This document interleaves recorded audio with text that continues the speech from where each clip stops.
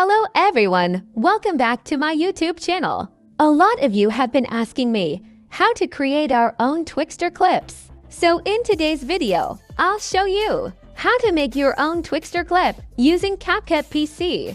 This process also applies to Capcut Mobile. So without any delay, let's get started. So first, we'll import the clip that we want to apply Twixtor effect on. So I've chosen a clip of Lisa from the New Woman MV. You can download the MV from YouTube using an online YouTube video downloader. Comment below if you want a tutorial on how to download videos from YouTube, and I will make a tutorial for you.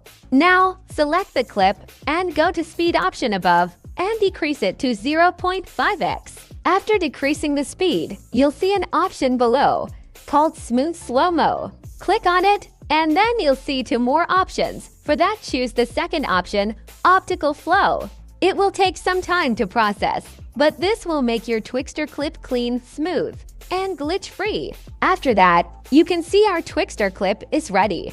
Now, I will add a filter of my choice. This is optional, but if you want to enhance color of your Twixtor clip, you can choose whatever filter suits on your clip.